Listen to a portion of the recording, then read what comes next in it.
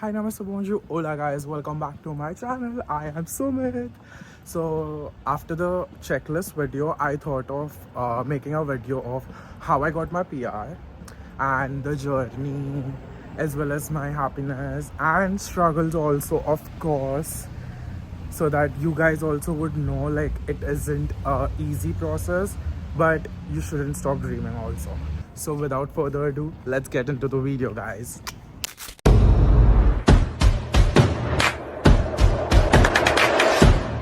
So a small story.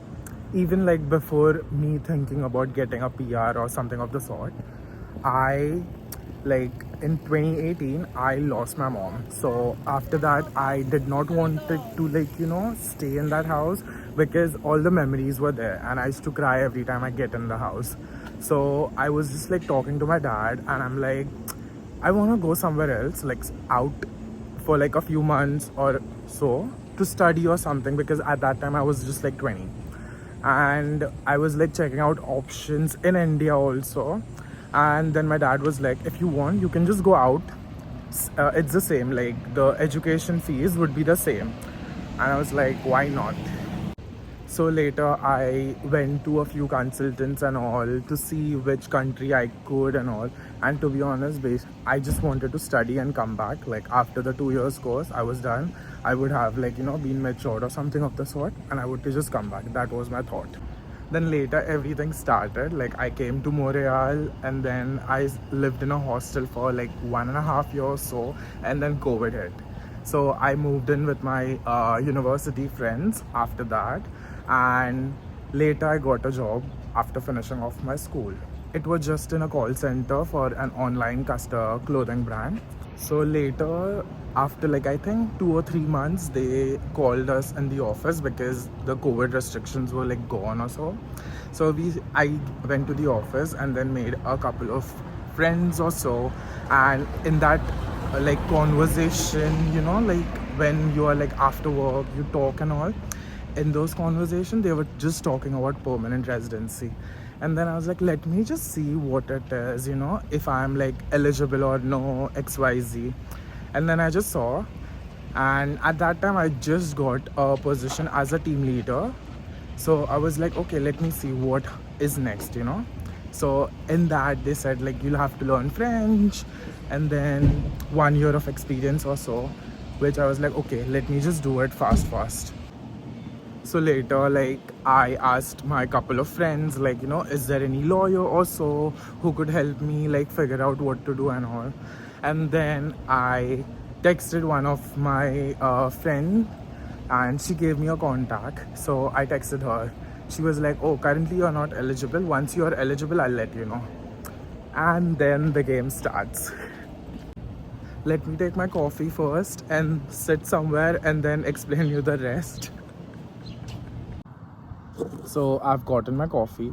Let's continue. Later, in 2023 December, the lawyer, immigration lawyer, I mean, she contacted me saying that, hey, I'm eligible for my permanent residency. And then I was like, okay, fine, what are the next steps and all. And then later she explained me how the process is going to go, and hopefully by the end of the next year you should get your permanent residency, XYZ. And I was like, okay, so what's the next step now? So she's like, I'll make a contract first between her and I, and I'll have to sign, then I'll have to pay the installments, and then she'll start on. So I paid the installment, I signed the contract, and then she asked me like to give the IELTS exam, which is the English test, and she even asked me if I could like do a French test also. But at that time I just had A2 level, so I told her like, maybe let me like learn first and everything, and then I could later. Then after signing the contract, she gave me a document list which I had to send her via email, so she can start building my file for the permanent residency pool. So in those files, to be honest, like she asked me so many things which were like from so long, but it was needed because for like all the checks and everything, like verification process, and then what I was doing in India, everything of the sort. So I gathered all most of my documents, and which I couldn't. I told her like straight up that hey, I don't have. Do we have other options? And she was like trying to find like other ways and all also.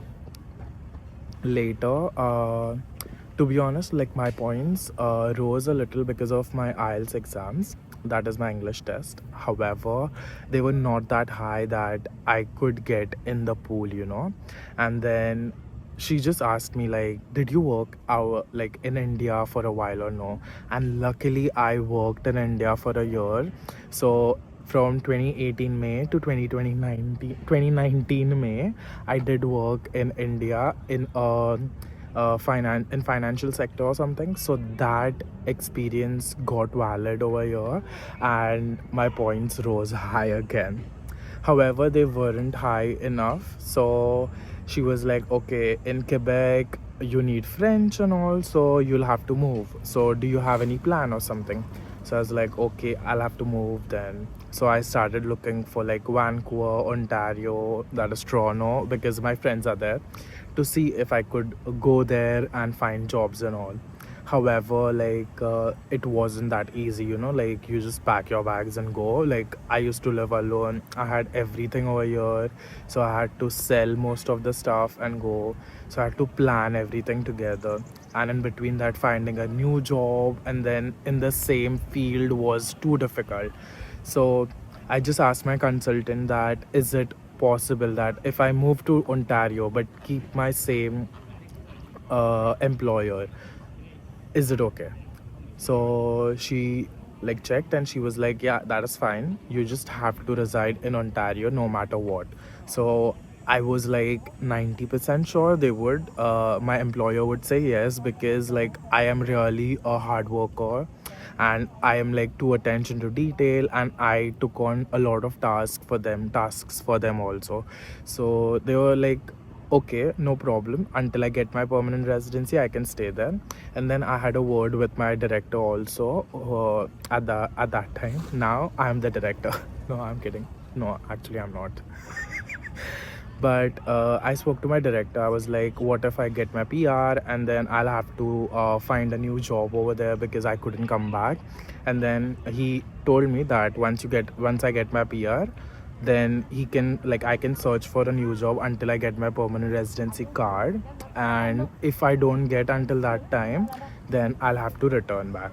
So I was like, okay, let me see. I have like a year or two, God knows how much. So I left from Montreal to Toronto.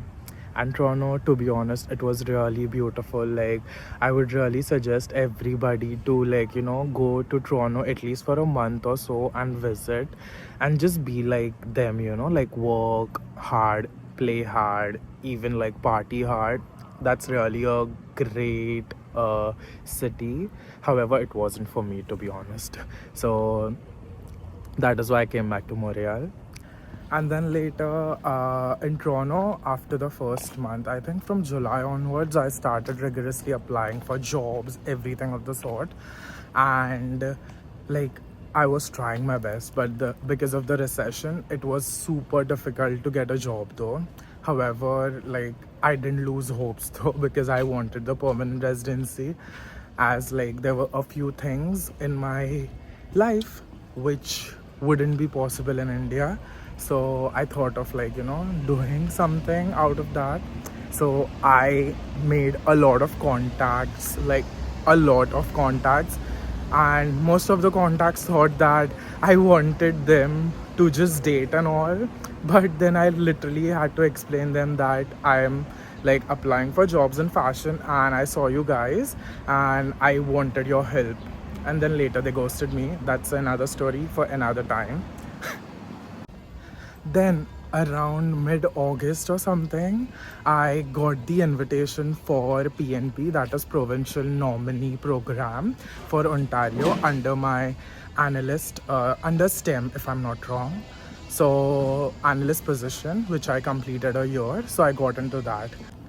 And after giving all the documents, everything to my consultant, in the month of October, around 5th of October, I got the invitation for express entry as well.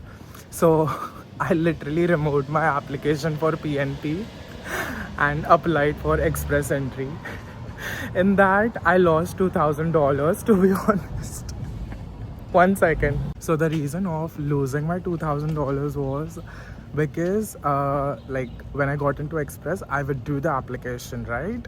So when you withdrew the application for your PNP, they don't reimburse you the $2,000, and I lost it. However, Express entry was the best option for me because first of all, like after PNP, I was going to go an Express entry either way. So I just skipped PNB and I got into express entry. That's why. Then I filled the forms again, everything I did again, but this time it was less for hassle because it like I already gave her everything for the PNB and she just used the same for the express entry. Later, there was I had to do one thing for express entry was police verification certificate, which literally took like 4 months for me. It usually takes like 40 days. If it would have come in time, I would have gotten my PR in that year itself. But it took almost 4 years because like when I did the application for verification and all that stuff, I had a lot of mistakes which I had to clear and all. And then the police station in Mumbai, they also like forgot like what happened, what they had to do and all. So it took a lot of time. So later, like my dad went to the police station around in January and got everything cleared, and I got the document which said that everything is clear. And then, like, I submitted to the express entry portal. Then later, around 15 January or so, I got the request to do the medical test, and then later I did that. And I think by February 15th I got the request to give in my address, like current address and my full name, everything, if there is any mistake or something of the sort, and which I gave. That means it was like a sign that I'm going to get my permanent residency. So in the first week of March, I got the ECOPR, that is electronic confirmation of my permanent residency. So I was so happy that day. I literally like was on the seventh heaven, like cloud. And then later I quickly went and changed my SIN number to the one digit thingy, like it starts from one something of the sort. And then I was like so happy. I told my boss that I need to take like pictures, so I'll go to Pharmaprix, that is Shoppers Drug Mart, and get my pictures quickly. And I went to Pharmaprix on Queen Street. They were the worst people ever. Because of them, my picture got denied. They did not even tell me what to do and all. I just gave my picture and it turned out to be so ugly, but I was like, fuck it. Like, I'm going to just give it quickly so that I can get my permanent residency card quickly. And I gave it. And I think in the month of May, they told me that it is denied because the picture doesn't match the requirements. And I'm like, what am I going to do now? So I went to a proper photo studio. I spent again and I asked them, like, please, can you make it like the requirement wise only? So they made it, like they made me look also pretty, to be honest. And then I gave that picture to them. And around June, like end week, I got my permanent residency card because I used the web form and I asked them to give me quickly because it has been a very long time. So they did that procedure quickly and sent me the card. I was like so happy after that. That was the best day of my ever life. And then my boss was like, I'll have to come back to Montreal because like I have gotten my PR and my lease is also expiring, so it is better for me to come in the office as I'm the operations manager. So even in the month of June, I am rigorously applying to jobs, even May as well, to be honest. And